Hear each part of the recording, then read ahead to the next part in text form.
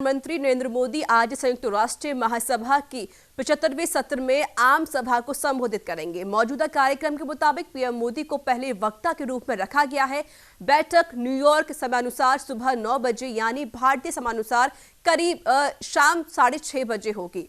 75वें UNGA सत्र का विषय भविष्य जो हम चाहते हैं, संयुक्त राष्ट्र जिसकी हमें जरूरत है, उसका रखा गया है। हालांकि कोविड के चलते बैठक पूरी तरह से वर्चुअल हो रही है, इसलिए न्यूयॉर्क में यूएनजीए हॉल में पीएम मोदी का संबोधन एक पूर्व रिकॉर्डेड वीडियो संदेश के तौर पर प्रसारित किया जाएगा।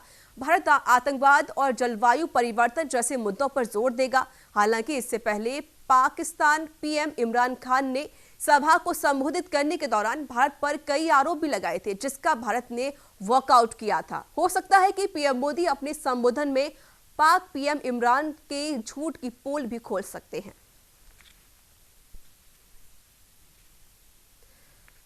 तो आज शाम 6:30 बजे पीएम मोदी का संबोधन देखने को मिलेगा। संयुक्त राष्ट्र महासभा का 75वां सत्र है। इसको लेकर यूएनजीए का आज संबोधन में प्रधानमंत्री का वीडियो कॉन्फ्रेंस के माध्यम से एक रिकॉर्डेड प्रसारित किया जाएगा, जिसमें भारत आतंकवाद को लेकर मुद्दा उठा सकता है। ऐसे भी कई मुद्दे हैं जिसको लेकर भारत इन मुद्दों को यूएनजीए में उठा सकता है।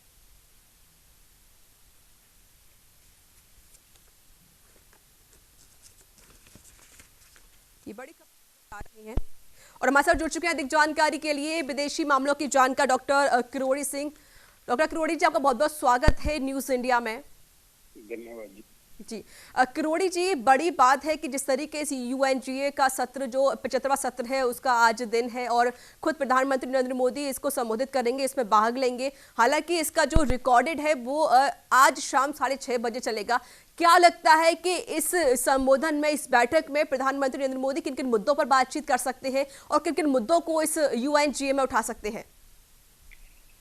देखिए, यूएन जनरल असेंबली का ये सेशन है वो बहुत ही ऐतिहासिक सेशन है। ऐतिहासिक इससे संदर्भ में है कि संयुक्त राष्ट्र संघ को 75 साल हो गए हैं। तो संयुक्त राष्ट्र संघ ये चाहता है कि इसमें संयुक्त राष्ट्र संघ की 75 साल की उपलब्धियों का मूल्यांकन होकर भविष्य की दिशा तय की जाए और उसके लिए विश्व के नेता हैं वो अपने विचार रखें। भारत के प्रधानमंत्री मुझे लगता है कि 4-5 इश्यू पे विशेष जोर देंगे। उनमें महत्वपूर्ण इश्यू होगा संयुक्त राष्ट्र संघ के पुनर्गठन की बात उठाएंगे। पुनर्गठन इसलिए जरूरी है कि 75 साल में विश्व का संदर्भ बहुत बदल गया है। नए बहुत ही मजबूती से उभर कर सामने आए, जैसे भारत है, साउथ अफ्रीका है, ब्राजील है, जर्मनी है। तो इस तरह की स्थिति में उसके पुनर्गठन की बात उठाएंगे और विशेष रूप से संयुक्त राष्ट्र संघ की सुरक्षा परिषद और अन्य एजेंसियों को लेकर। तो ये निश्चित रूप से मुझे लगता है। दूसरी बात, हमारे प्रधानमंत्री आतंकवाद को लेकर, विश्व में आतंकवाद और एक्सपेंशनिज्म का वर्ड यूज कर सकते हैं, जो कि चाइना के संदर्भ में होगा, लेकिन चाइना का हो सकता है नाम नहीं दे। तो आतंकवाद और विस्तारवाद को लेके निश्चित रूप से कुछ न कुछ बात कहेंगे और भारत का दृष्टिकोण स्पष्ट करेंगे।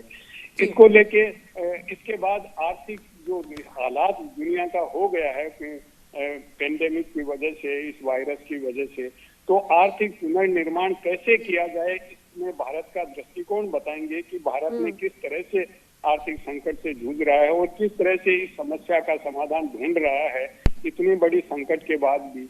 तो उसको लेके निश्चित रूप से आर्थिक विश्व के पुनर्निर्माण को लेके और उसमें विकसित देशों की क्या भूमिका होनी चाहिए, इसमें भारत का दृष्टिकोण स्पष्ट करेंगे। इसके अतिरिक्त पर्यावरण को लेके निश्चित रूप से हमारे प्रधानमंत्री कहेंगे कि विश्व पर्यावरण को किस तरह से ठीक किया जाए और आने वाले 10 साल में किस तरह से पर्यावरण को दूषित होने से बचाया जा सके, उसके लिए क्या कदम उठाए जा सकते हैं, विश्व समुदाय को क्या उठाने चाहिए और भारत क्या उठा रहा है, ये बातें निश्चित रूप से हमारे प्रधानमंत्री कहेंगे।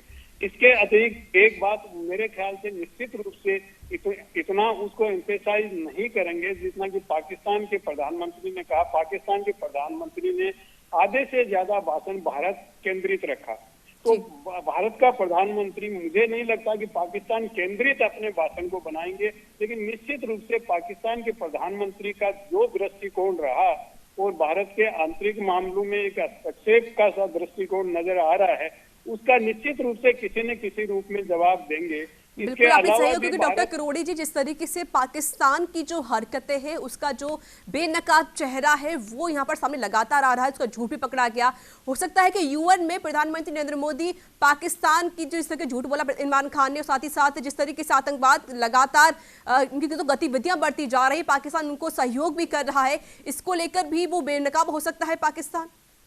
ये देखिए मैडम, ये तो कल संयुक्त राष्ट्र संघ की मानव अधिकार काउंसिल है जेनेवा में, उसको लेके भी भारत और पाकिस्तान के बीच में बातचीत हुई, वो विवाद हुआ है। दोनों ने एक दूसरे पे एलिगेशन, काउंटर एलिगेशन लगा रहे हैं और भारत ने स्पष्ट रूप से कहा है कि पाकिस्तान आतंकवाद का एपिसेंटर है, नर्सरी है। उसको इस तरह की बातें करना कि भारत में मानव अधिकारों का उल्लंघन हो रहा है, पाकिस्तान को शोभा नहीं देता है, पाकिस्तान अपने घर को ऑर्डर में रखे। तो ये बात तो कल ऑलरेडी संयुक्त राष्ट्र संघ की मानव अधिकार परिषद में भारत और पाकिस्तान के बीच विवाद हुआ है। तो ये कोई स्वाभाविक नहीं है, निश्चित रूप से होगा। और पाकिस्तान ने ये पहले भी किया, पिछले साल भी पाकिस्तान ने किया और भारत ने अपने राइट टू रिप्लाई को एक्सरसाइज किया था। और अब की बार फिर मुझे लगता है कि भारत राइट टू रिप्लाई को एक्सरसाइज करके जो पाकिस्तान के प्रधानमंत्री ने आरोप लगाए हैं उनका निश्चित रूप से भारत जवाब देगा, एक जिम्मेदार नेशन की तरह।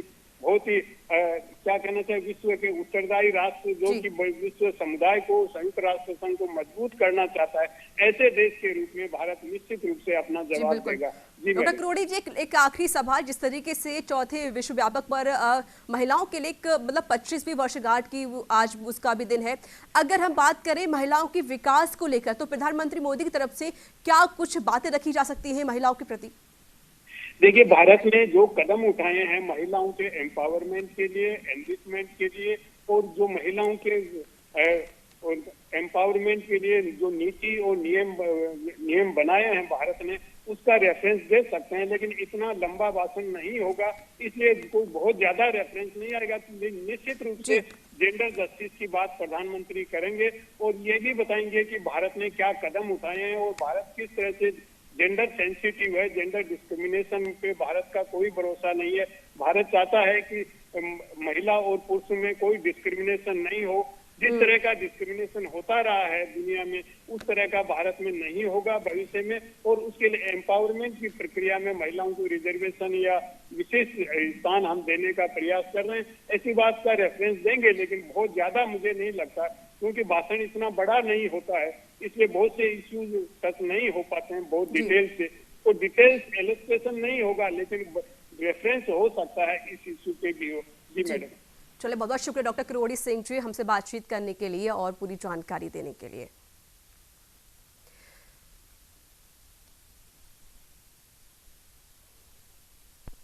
चलिए खबरों में आगे बढ़ते हैं। नेपाल के प्रधानमंत्री केपी शर्मा ओली ने वर्चुअल माध्यम से संयुक्त राष्ट्र महासभा के 75वें सत्र को संबोधित किया।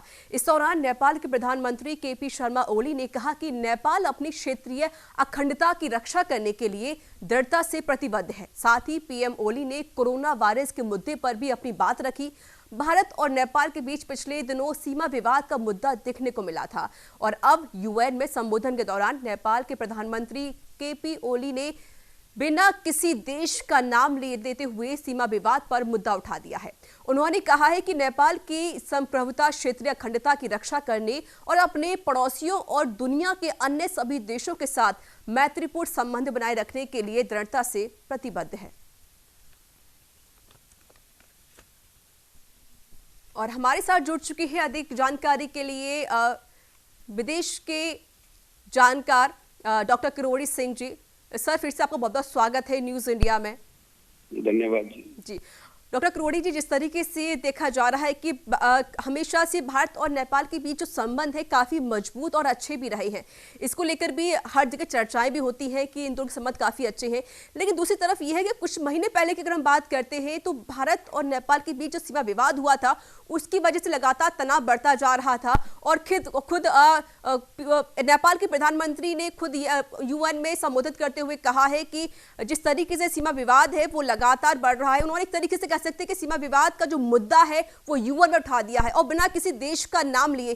क्या लगता है आपको कि किस देश के ऊपर नेपाल के पीएम ने निशाना साधा है?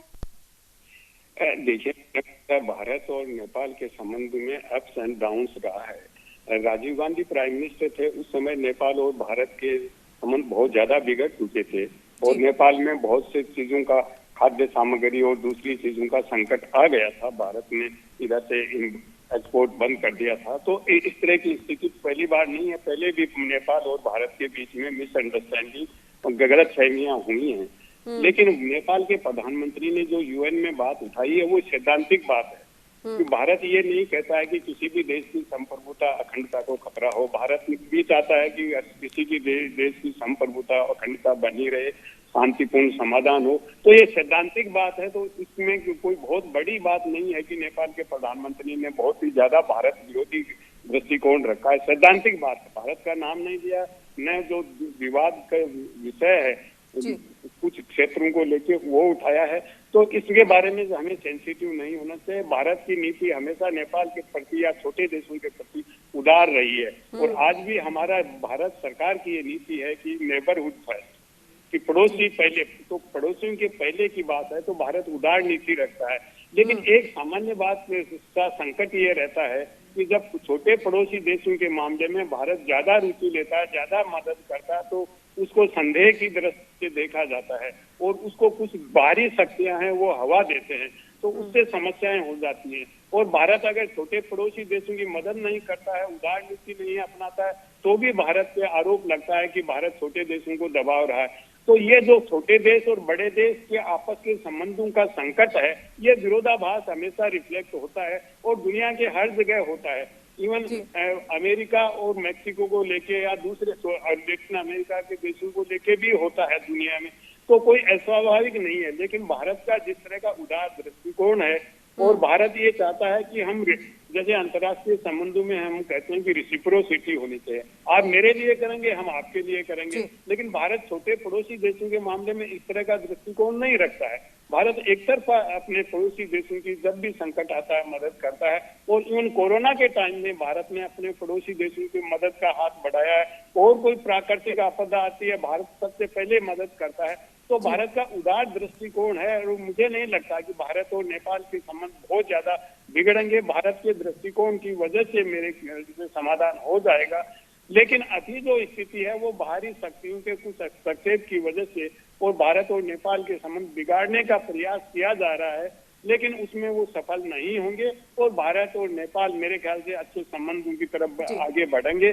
तो नेपाल के प्रधानमंत्री ने जो बात उठाई है वो सैद्धांतिक बात है और सैद्धांतिक बात में भारत का कहीं कोई विरोध नहीं है। भारत क्योंकि कोई नहीं चाहता कि हर देश अपना संप्रभुता बनाए रखे, अपनी अखंडता बना रहे, अपनी एकता बनाए रखे, विश्व शांति को बढ़ावा दे। तो ये एक स्वाभाविक सी चीज है। बिल्कुल, अच्छे संबंध के लिए शांति और विश्वास का होना बहुत बहुत जरूरी है। बहुत बहुत शुक्रिया आपका डॉक्टर करोड़ी सिंह हमसे बातचीत करने के लिए और अपनी बात को साझा करने के लिए।